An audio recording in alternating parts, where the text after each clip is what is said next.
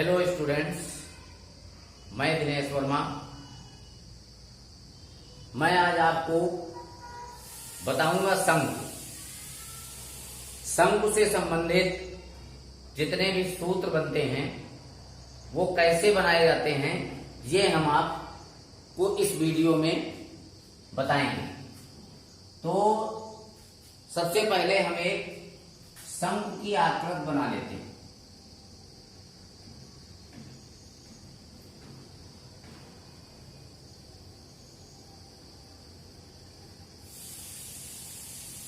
ये आपका बन गया शंकु। शंकु में नामांकन कर देते हैं। शंकु में ये जो है इसको तिर्यक ऊंचाई कहते हैं और इसको L से प्रदर्शित किया जाता है।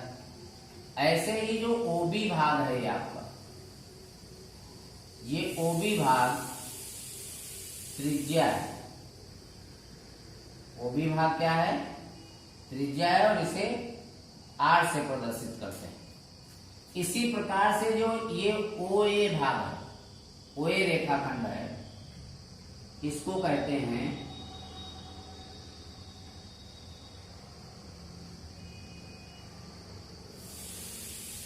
ऊर्ध्वाधर ऊंचाई और इसे H से प्रदर्शित किया जाता है। पीछे आपने पढ़ रखा होगा पाइथागोरस प्रमेय। AOB इतना अगर हम ले लें तो एक त्रिभुज बनता है और इसमें ये समकोण त्रिभुज बनता है जिसमें ये कोण 90 अंश का होता है। और पाइथागोरस प्रमेय में आपने पढ़ा था सूत्र पाइथागोरस प्रमेय में एक सूत्र आपने पढ़ा था,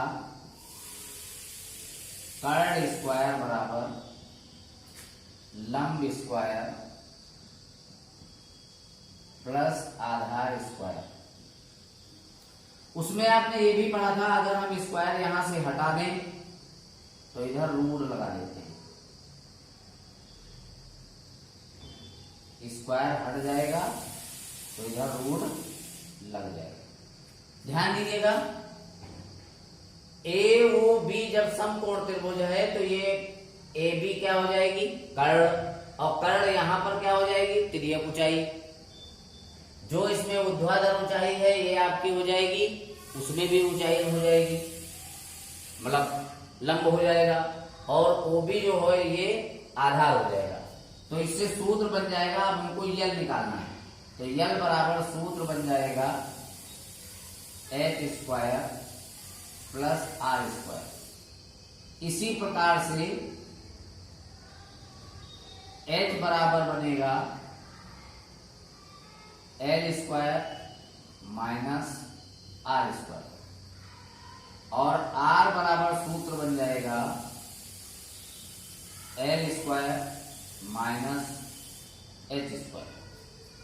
तो ये तीनों सूत्र अगर हमको किसी भी क्वेश्चन को सॉल्व करने के लिए तिर्यक ऊंचाई ज्ञात करनी है तो हम ये फार्मूला लगा लेंगे। दो चीजें कोई आपकी दी हुई होगी, ऊर्ध्वाधर ऊंचाई दी होगी, त्रिज्या दी होगी। हो सकता है तिर्यक ऊंचाई निकालनी पड़े, हो सकता है न निकालनी पड़े। तो निकालनी पड़े तो इन तीनों। अब इसके बाद आपने ये भी पढ़ा है, ये पढ़ रखा है, तिर्यक ऊंचाई पढ़ ली, आधार की परिधि, आधार की परिधि, शंकु के आधार की ये परिधि, ये जिसको मैं गोल कर रहा हूं ये शंकु के आधार की परिधि।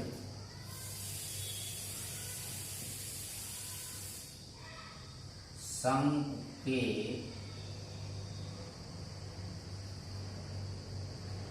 आधार की परिधि। और जो ये परिधि है, जैसे आपके पास मेहंदी वाला कोण है तो कोण की जो तली है वो आपने देखा होगा, जो कोण है उसको अगर हम इसके ऊपर उसमें इंक लगा दें और इंक लगाने के बाद इसके ऊपर ऐसे ठोक दें तो ऐसी आकृति बनेगी जो हमारी बनेगी वृत्त, और वृत्त की परिधि होती है 2πr। इसी तरह से जो शंकु के आधार का क्षेत्रफल, अब जब शंकु का आधार जो है ये है वृत्त, क्या है वृत्त, और वृत्त का क्षेत्रफल होता है πr स्क्वायर, πr स्क्वायर। इसके बाद हम देखते हैं वक्र पृष्ठ। शंकु का वक्र पृष्ठ, वक्र पृष्ठ में आपको करना क्या है, आपको आधार की परिधि को उसकी तिर्यक ऊंचाई से गुणा करना है और उसका आधा कर देना है। आधार की परिधि गुणे तिर्यक ऊंचाई बटे 2, ऐसे भी लिख सकते हो 1/2 गुणे आधार की परिधि और गुणे तिर्यक ऊंचाई, गुणे तिर्यक ऊंचाई। 1/2 आधार की परिधि देखिए ऊपर आपने निकाली 2πr। तिर्यक ऊंचाई आप इधर निकाल चुके, तिर्यक ऊंचाई को हम लिखते हैं L से L, ये 2 हमारा कट जाएगा तो आ जाएगा πrl, और ये आपका फार्मूला बन गया शंकु का वक्र पृष्ठ, शंकु का वक्र पृष्ठ। थोड़ी देर के लिए इसको मान लो हम एक बेलन बना दिए, बेलन का 1/3 भाग शंकु होता है। किसी बेलन की ऊंचाई त्रिज्या एक ही हो और उससे एक शंकु काटा जाए तो शंकु का आयतन बेलन के आयतन का 1/3 होता है। तो हम निकाल लेते हैं शंकु का संपूर्ण पृष्ठ। संपूर्ण पृष्ठ है क्या ये जान लेते हैं पहले। किसी कोण को आप देखिए, मेहंदी का कोण ले लीजिए, उसमें तली छोड़ दीजिए, तली को छोड़कर जितना भाग शेष रह गया वो वक्र पृष्ठ था। तली भी मिला दी जाए तो संपूर्ण पृष्ठ, और तो फार्मूला क्या बन जाएगा, बन जाएगा वक्र पृष्ठ प्लस आधार का क्षेत्रफल। तली का मतलब आधार का क्षेत्रफल। अब वक्र पृष्ठ ऊपर आप निकाल चुके हो, क्या होता है πrl। आधार का क्षेत्रफल ऊपर आप निकाल चुके हो, यहां πr²। अब इन दोनों में देख लीजिए कॉमन क्या है, पाई कॉमन है, ले लीजिए, r कॉमन है, l बचा आपका और इधर बचा r, तो ये बन गया हमारा संपूर्ण पृष्ठ का क्षेत्रफल। शंकु का संपूर्ण पृष्ठ या संपूर्ण पृष्ठीय क्षेत्रफल, शंकु का संपूर्ण पृष्ठ या संपूर्ण पृष्ठीय क्षेत्रफल। हम इसी तरह से निकाल लेते हैं शंकु का आयतन। क्या निकाल लेते हैं, शंकु का आयतन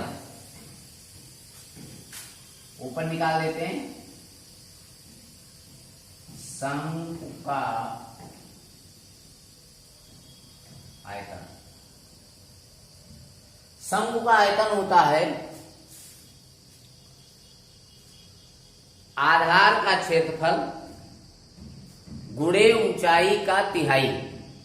इसके पहले जब बेलन आपने पढ़ा था तो उसमें पढ़ा था आधार का क्षेत्रफल गुणे ऊंचाई।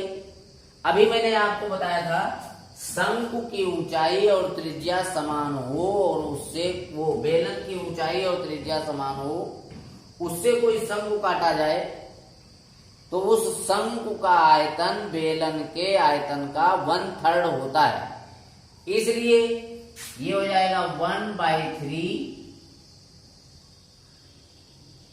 आधार का क्षेत्रफल गुणे ऊंचाई, आधार का क्षेत्रफल गुणे ऊंचाई। अब ये 1/3 लिख लीजिए। आधार का क्षेत्रफल आप यहां निकाले थे पाई आर स्क्वायर। ऊंचाई, ऊर्ध्वाधर जो ऊंचाई होती वो ऊंचाई ही होती h, और इसको हल कर देंगे तो आएगा 1/3 पाई आर स्क्वायर h। और बेलन का आयतन आपने पढ़ा था पाई आर स्क्वायर है, उनका 1/3 होता है।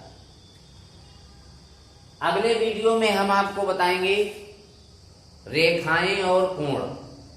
तब तक के लिए नमस्कार।